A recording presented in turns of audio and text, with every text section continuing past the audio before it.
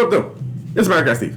All right, so here we're learning about one-to-one functions and inverse functions, right? So a quick quiz before we get started. Okay, so we need to know a little bit about this composition operation here. This kind of little circle here. Okay, so this says find n of p of x, which means, okay, n of p of x is the same as saying, okay, take the n function and plug in the p function, okay? Plug it in, plug it in. Okay, so we're taking the p function, plugging it into the n function. So the n function says something plus 1, got it? And so the something plus 1, the something is the p function, which here would be x squared minus 3x. So x squared minus 3x plus 1, or in other words, getting rid of those parentheses, since there's nothing in front, we just say that's x squared minus 3x plus 1. Okay, got it. So p of n of x says take the n function, plug it into the p function. So p of n of x. Well, let's think. The p function says something squared minus 3 times the something. So something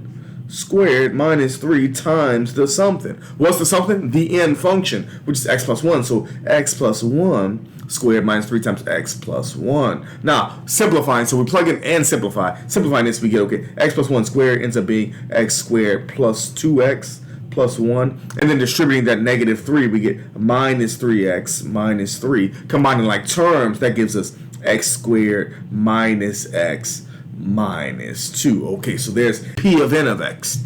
Now, this last one says p of x, which means take the p function and plug it in to the p function. Got it? So p of x. In other words, okay, the p function says something squared minus 3 times something. So, okay, got it. Something squared minus 3 times something. What's the something? Well, it's the x squared minus 3x. So we'd say x squared minus 3x squared minus 3 times x squared minus 3x. Got it. And so now, simplifying this, we end up getting, so squaring that is x to the 4th minus 6x cubed, and then 3x squared, which is plus 9x squared, plus 6x squared plus 9x. Okay, so again, just understanding a little bit about these composition functions. Distributed on negative 3, we get minus 3x squared plus 9x. Combining like terms gives us x to the 4th minus 6x cubed, which brings us to one-to-one function. So a function is said to be one-to-one,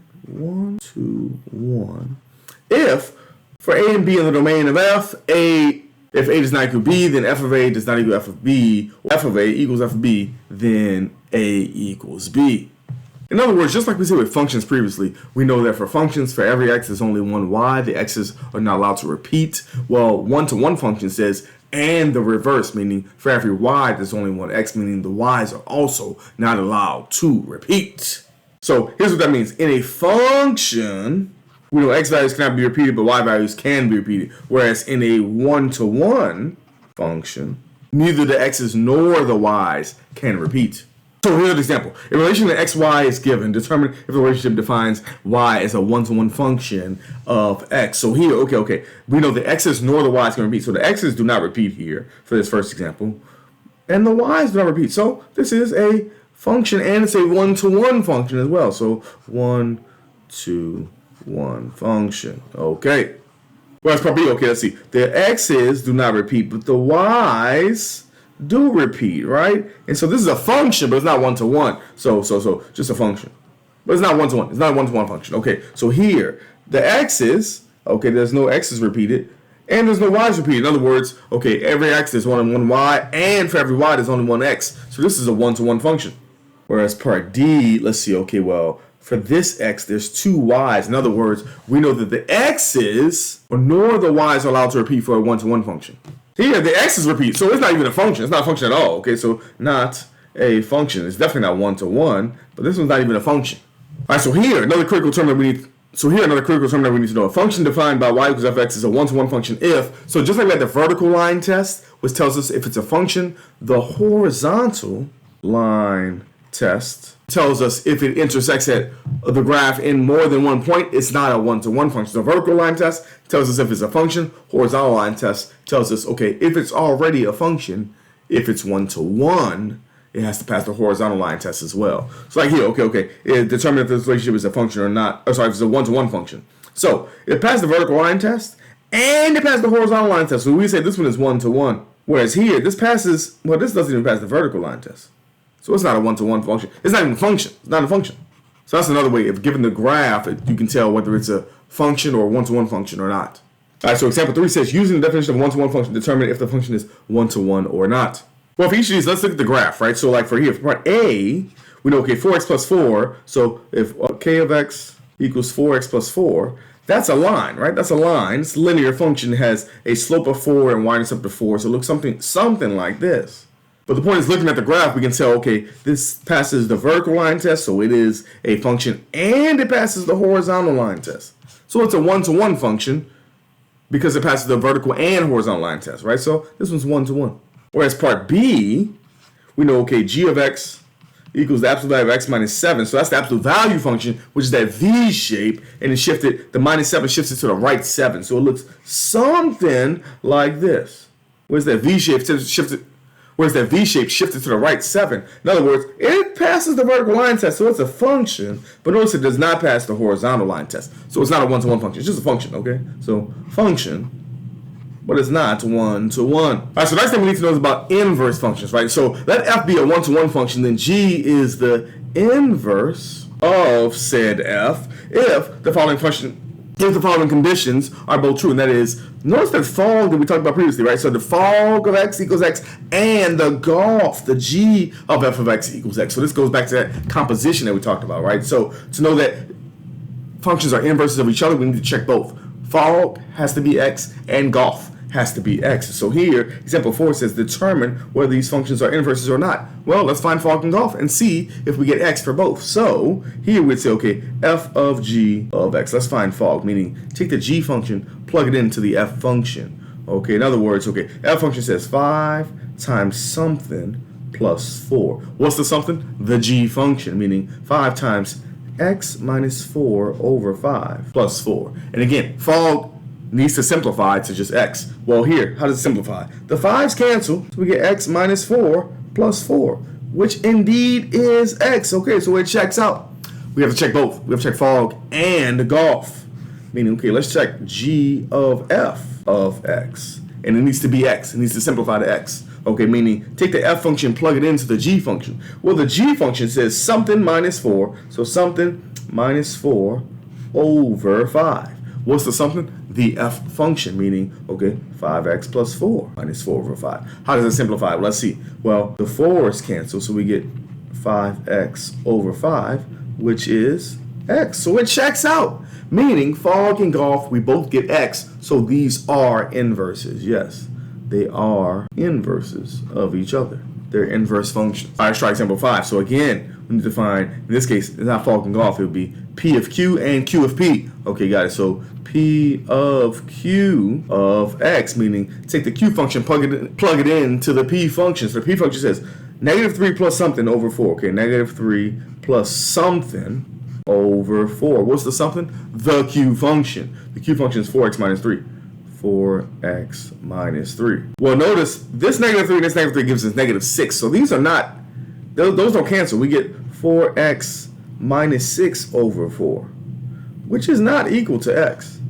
Meaning we don't have to keep going. These are not inverses of each other, clearly, because stuff needs to cancel. So let's be careful when we're doing this fog and golf, or this, in this case, p of q of x and q of p of x, okay? These things don't cancel, so we end up getting that these are not inverses of each other.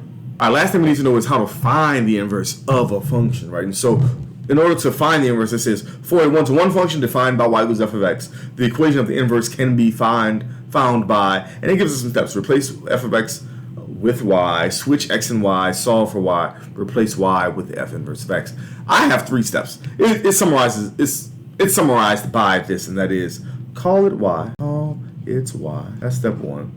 Step 2, switch x and y. And then lastly, solve for y. So that's our 3-step process, and then whatever we end up with, that is our inverse function. So call it y, switch x and y, solve for y. Meaning, how do I find, okay, this is a one-to-one function. Okay. Then, let's find the inverse. So first call it y. Y equals the cube roots of x plus 8. Okay, got it. Call it y. Switch x and y. Now, when we do the switch part, it creates a new function. So I'll usually draw a line there to remind myself I'm making a new function. So switch the x and y. X equals cube root of y plus 8. and now solve for y. Here's the hard part, right? We're actually doing the solving part, but same steps that we've done with solving equations previously, meaning, okay, how do I get y by itself? Well, first I would have to cube both sides to get rid of the cube roots. Okay, so we get x cubed equals y plus 8. And then now subtracting 8 from both sides, we got y by itself, meaning x cubed minus 8 is y. That's my f inverse. Okay, that's my inverse function. X cubed minus 8. So call it y, switch x and y, solve for y. Let's try a few more. So this one's similar, except we have fractions involved. So it makes it a little more complicated, but that's okay. Same steps, right? Call it y first, okay? So y equals x minus 5 over x plus 1. Then switch the x and the y. Again, I draw a line there where I'm switching, right? So we get x equals y minus 5 over y plus 1. Now I have y's in two different parts. So first, let's get rid of the fractions, right? Because we're solving for y. So to get rid of fractions, multiply both sides by y plus 1, which will give me, okay, that's x times y, so xy. X times 1, so x equals, and here we just get y minus 5. Now, similarly, if I have y's on both sides, we want to gather the y stuff together and then the non-y stuff to the other side. In other words, let's say, okay, subtract y from both sides. That'll bring the y stuff to the left. And subtract x to both sides. That brings the f stuff. That means the non-y stuff to the right. Okay, so we end up with xy minus y equals negative 5 minus x. And now to get the y stuff and now since we have the y stuff on one side by itself, we can factor out a y. Factor out a y, meaning, okay, I can take a y off of each of these, right? And so this would give me y times x minus 1 equals negative 5 minus x. And now to get y by itself, we can divide by x minus 1. So y equals negative 5 minus x over x minus 1. And so that would be my f inverse of x, okay? Which is negative 5 minus x over x minus 1. So there's my inverse function. So again, call it y, switch x and y, solve for y. Okay, so one of the things we know about inverse functions is that they reflect about the line y equals x, meaning to graph the inverse function here, let's think about a mirror of y on y equals x, right? So let's think about, okay, what these points are. So we have the point negative 1, negative 2, we have the point 3, 0, and we have the point 6, 4 here. And so, in other words, we're switching the x's and the y's, right? Exactly what we did when we found the inverse function. So if I switch the x's and the y's, meaning, okay, if 6, 4 is on the original function, then switching the x's and the y's, we know that 4, 6 is on the inverse. We know 3, 0 is on the original function, so 0, 3 is on the inverse. And we know negative 1, negative 2 is on the original function, so negative 2, negative 1 is on the inverse. And so now we just connect the dots. So there's our inverse function. Okay, so last one, we're doing all the parts, right? So here it says graph the square root of x minus 2 by plotting the node, or starting point, and one other point, right? So we know, okay, well, this is a square root function, which is that half parabola turned sideways, right? And then it shifted to the right 2, so we know, okay, here's 2, 0, and it makes this half parabola turn sideways. We can plot one other point by saying, plug in some other number, say, I don't know, 3, right? So we know, okay, at 3, the square root of 3 minus 2 is 1, so the square root of 1 is 1, so at 3 we're at 1, right? And so we know that's another point on our graph. 3, 1. Now, from B is f a one-to-one function. Well, it passes the vertical line test and the horizontal line test. So yes, it is a one-to-one. It's a function and it's one-to-one. Got it. Write the domain of f in interval notation. Well, we know, okay, this means that the x's go from 2 to infinity. And beyond. That's a Toy Story joke. Okay, Toy Story 5 coming out. Okay, 2 to infinity. All right. Part D says find the range. Well, the range here goes from 0 to infinity, right? And so the graph goes from 0 to infinity as our range. And then write the equation for f inverse. So how do we find f inverse? Again, how do we find f inverse? So call it y, switch x and y, solve for y. So here, let's write, okay, y equals the square root of x minus 2. Call it y.